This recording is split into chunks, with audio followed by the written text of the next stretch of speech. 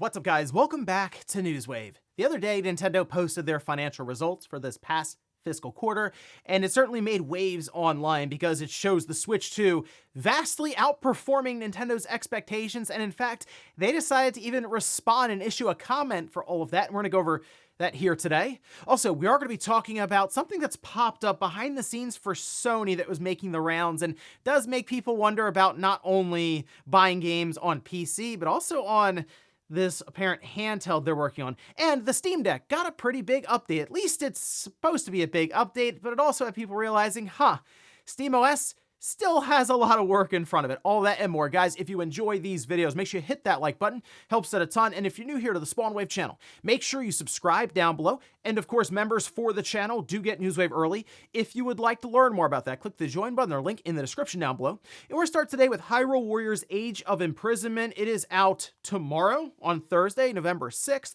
but reviews did go live yesterday. In fact, we can see this over on Metacritic, currently sitting at a 79. Now, this has kind of been bouncing around a bit. I saw it like a 78, then a 79, then back to 78, and here we are now at a 79. But either way, that's where it's sitting right now. Taking a look at some of the different reviews, Voxel gave it a 95, saying it not only stands at the pinnacle of the Musou genre, bringing variety to a style often marked by repetition from its combat to its structure, but also firmly earns its place among the best canonical Zelda games. Level Up gave it an 85, saying it feels more connected to the official Zelda canon. Its story builds on the past established in Tears of the Kingdom, giving it more coherence and emotional weight. Now, on the opposite end of the review scale here, Metro Game Central gave it a 40, saying insanely repetitive, horribly shallow, and pointlessly easy. This is the absolute least interesting thing to do with Zelda on the Switch 2, and bad even by the low standards of the Dynasty Warrior franchise. Wow, that's a scalding review right there.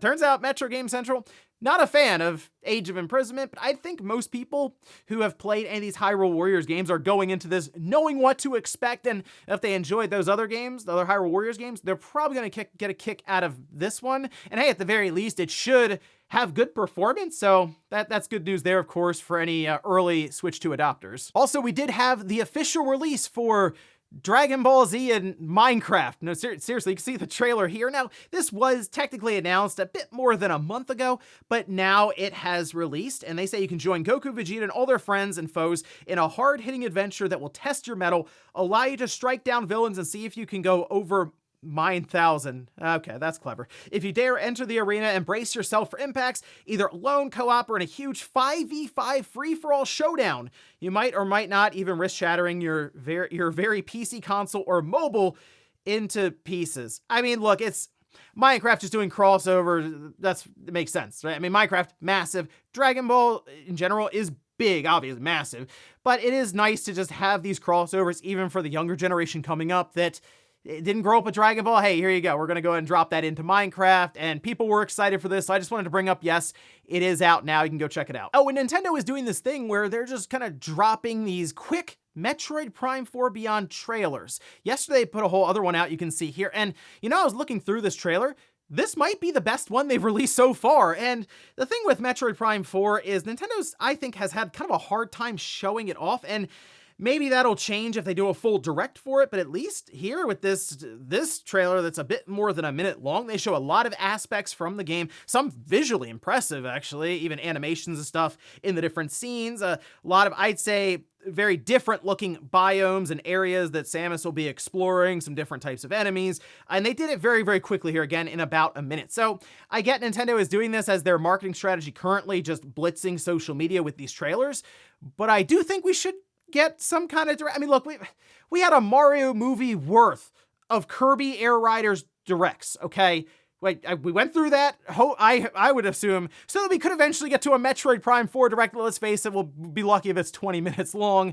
So here's hoping Nintendo has that one up their sleeve. Otherwise, I mean, we're a month out, so time is ticking. And guys, with some of the quick news out of the way, let's get into the bigger stuff. Let's start right away with Nintendo and the recent financial report that they released. This is for the current fiscal year, quarter 2, and that would cover July, August, and September. So this following up the big launch quarter, although they were only really able to record 1 month of sales for the Switch 2, and it did very, very well. So naturally, kind of curious to see how it would do following up that quarter with at the release, like Donkey Kong Bonanza as an example. And then just, of course, just sales for the Switch 2 alongside of Mario Kart World.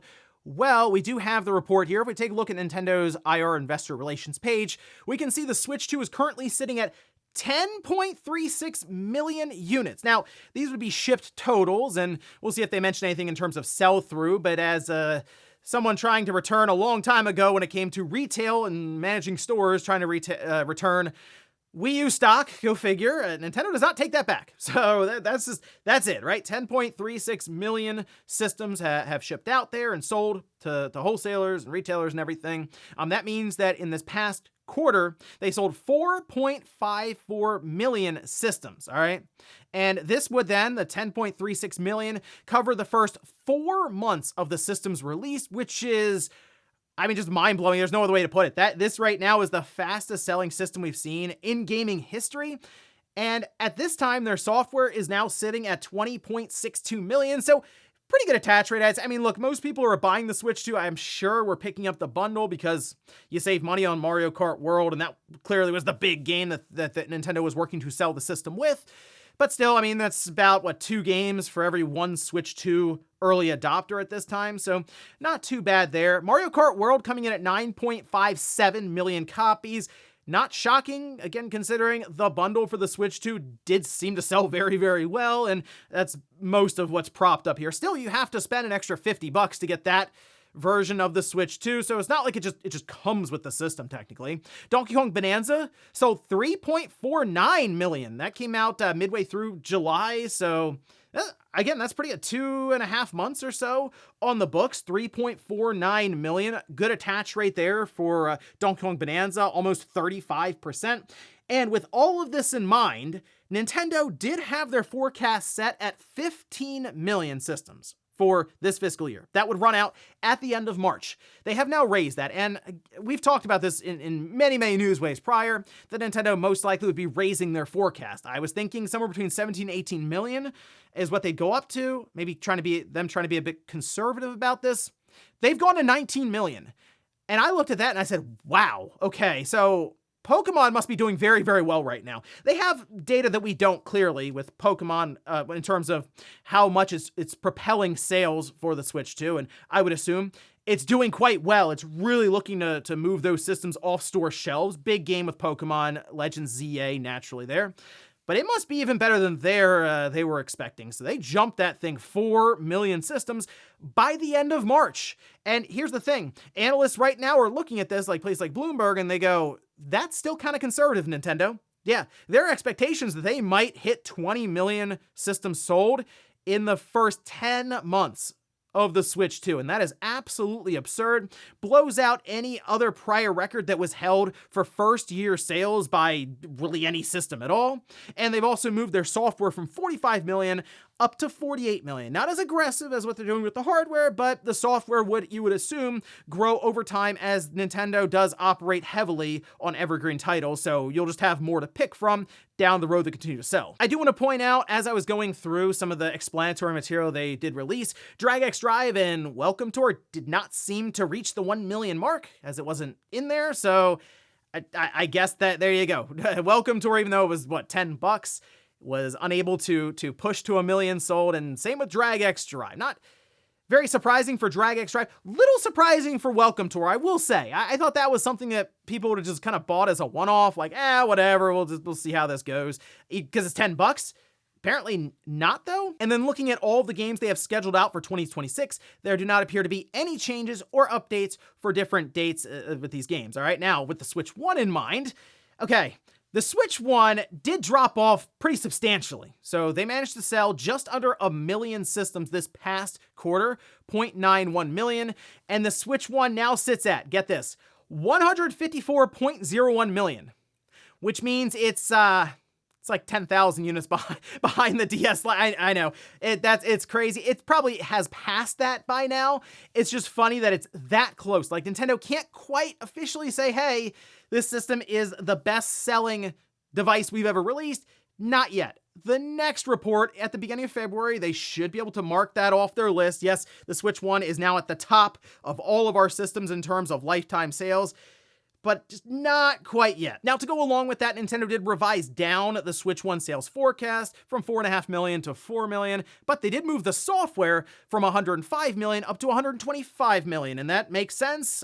They're selling a lot of Switch 1 games still, Switch 2 editions, etc., but like Switch 1 games, because the backwards compatibility aspect and these games are just running better on the Switch 2. I'm sure there's plenty of people who are even looking at back catalog games or just titles that they missed out on, or maybe new Switch 2 owners who didn't have a Switch 1 who are going, oh, okay, well, let me take a look at this massive back catalog of games that I can choose from. So it makes sense why for that they would say, you know what, yeah, software's got to go up here. Mario Kart 8 Deluxe, by the way, it was now sitting at 69.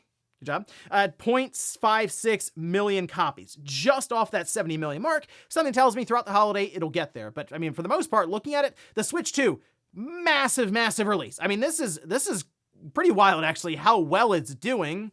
And we also have Shintaro Furukawa commenting on this, as while Nintendo is going to be talking, or has probably talked by now when you see this, to like investors and stuff and fielded some of their questions, Shintaro Furukawa must have been pretty excited because he decided to talk with the press at a closed event. And this was covered by Go Nintendo, citing David Gibson over on X.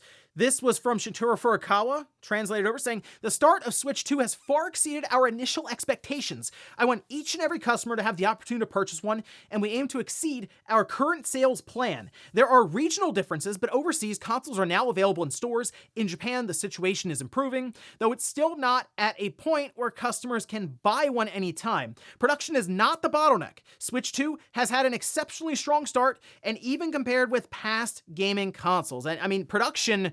He's right. It's pretty easy right now. I'll go by the Walmart near here and, just drop by the electronics section. There's Switch 2 systems in the glass. I look over, there's a bunch of Switch 2 games ready to go. It is nice to see that. And I hope some people look at this as negative, like, oh, look, Switch 2 systems just available. Yeah, it's good. I would much rather have that as a customer than having to go out of my way crazy, look for scalpers, whoever, for a year plus, as we already went through that with the pandemic and the supply line and chain getting messed up, and PS5s were $1,500. Don't need to go through all of that again. I like the idea of just going to the store and buying the system. Right? Isn't that better? And with the PS6 coming up here in a few years and whatever Microsoft's doing, I hope this is a trend that continues. But Nintendo, no problem, it seems, producing well over 20 million systems for the first full year of the Switch 2. And I mean, think about it. All the pillars, the 3D Zelda, the 3D Mario, Animal Crossing, and more aren't here yet. So it does make you wonder, wow, if this is the momentum the Switch 2 has now, what'll happen when those games show up? And what happens when Gen 10 Pokemon gets announced at the end of February, we think, for Pokemon Day? It's already looking pretty crazy right now. Something tells me it can just accelerate even further. So big report here from Nintendo. We'll see what they have up with Q&A for investors if anything interesting comes out of that. Next up, let's talk about some symbols that were found for PlayStation. Now, this appears to be coming from a data miner when it comes to PlayStation and PlayStation Network. And we can see this over on their social media account, where they say new symbols will be added soon, website and tool, but here are some nice new features from PlayStation. Say some are old, others are unseen. All right, so there's an Echo mode, PS5, PC games, and cross-buy. Well, the button for PS5 and PC isn't surprising since we see the live service games, right? They go day and date to PC and PS5. Marathon being an example, that'll be on both. It'll also be on Xbox, so they could do an Xbox logo there, I guess, but just a lot of their live service games are going between both of them day one. The image that stuck out to me here, and I am really curious what this means, is cross-buy. So the cross-buy function, people are speculating on this quite a bit, and I also looked at this and said, are these even real? Does seem to be somebody who has done data mining and stuff in the past, and it does seem to be more speculation territory now, of course, but Sony could just not use these buttons at all. They could be just things that they were developing, and they're just kind of left in the back end now, as the person mentioned that some are old and some are unseen. But cross-buy has brought up questions around maybe their future handheld. The thing with that, though, is that would then imply that there are two different purchasing options. Like you buy a game specifically for that handheld, or you buy a game specifically for the PlayStation 5 or PlayStation 6. Whereas I figured the game would kind of just go between all these different platforms from Sony, similar to what Microsoft does with their Xbox Play Anywhere initiative. Although I guess they could use cross-buy as a bit of a marketing term, as like, oh, you get 2 games for the price of 1. Okay, I mean, they did that before with like the PS3 and the PS4 and the PSP and the Vita and all that stuff, right? They've already gone down that road. But the cross-buy thing has also been brought up for the idea of PC. But I don't know how that would work with Steam. So that would then imply that Sony is working on a launcher for PC.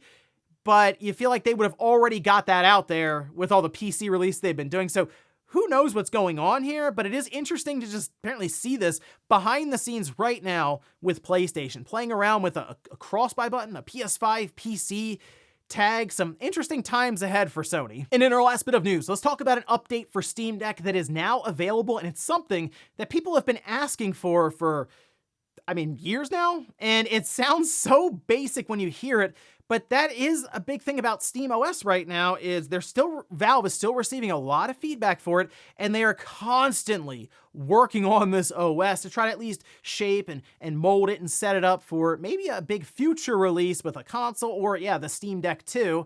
But we can see this. This is over on the Steam-powered website. Display off downloads. Yes, they say today we are adding a new feature to Steam Deck, enabling it to complete all active downloads in a new display off low power mode before going to sleep. Okay, so here's the thing with these handheld PCs.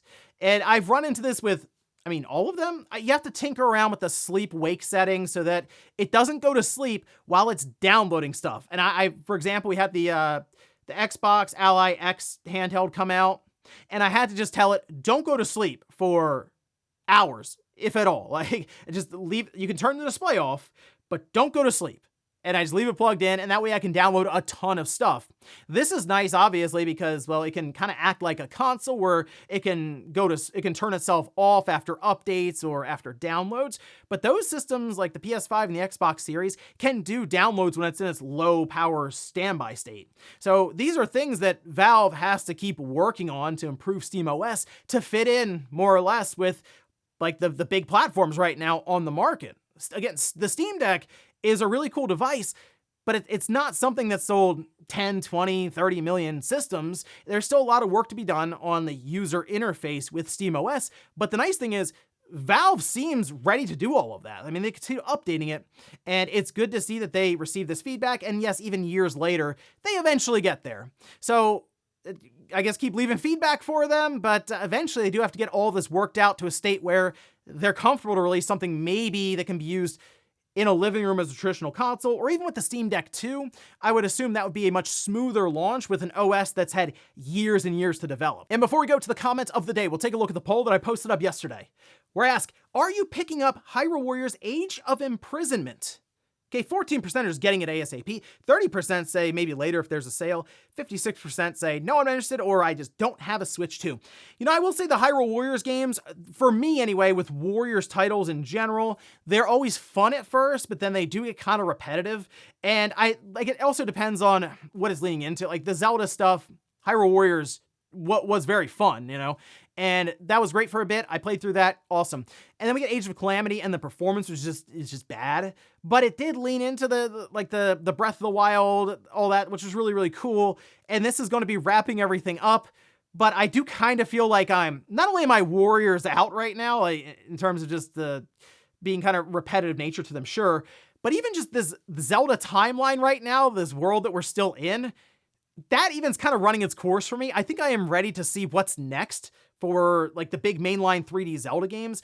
I mean, think about it this way. If we don't have another 3D Zelda game by 2027 that even announced, we'll say, because maybe 3D Mario is next, say for 2026, and then we see 3D Mario or 3D Zelda in 2027, that'll be 10 years of the Breath of the Wild, Tears of the Kingdom universe that we've been in, a full decade. I mean, it got announced back on the Wii U. It was a long time ago. So for me, I am kind of ready to move on, but this seems to be like the big concluding title for fans of like the Zelda lore and who follow it very, very closely. So I understand why you'd be buying into it to see how that story concludes and unfolds. And we'll finish up with the comments of the day as you're seeing here.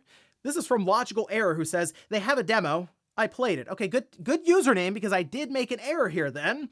And I went and looked. Dispatch does have a demo on Steam. I don't see one on the PlayStation 5, which is kind of strange. You feel like you would just have a demo on like all the different platforms that it's on. But nonetheless, if you've been curious about it and you have a PC that can play it, yeah, I recommend checking it out. I'm not sure how far in the demo goes. I'm going to assume it's like the first episode, maybe a little bit of the second episode, as they do start to set up the rest of the series from there. The first episode is more establishing the main character and like the setting, and then the second episode kind of just starts up like the main storyline and everything. So I would say check it out if you have a chance to. Otherwise, maybe they'll also release the demo on PS5 now that it's hit like this 1 million milestone. We've certainly seen demos come later on after a title's released, even sometimes a month or two later. So here's hoping they do that for the PS5 as well as it is right now on Steam. And ladies and gentlemen, that's going to do it here for Newswave. If you enjoyed this video, guys, hit that like button. If not, hit the dislike. Leave comments down below about everything we talked about here today. If you missed yesterday's Newswave, I'll leave it up here on a card. Or maybe you want to see some more context to some of the Switch 2 sales that Nintendo unveiled. I went ahead and took a look at all of that and how it's something we've really never seen before in a video, and I'll leave that right below it. Thanks guys for watching, and I'll see you next time.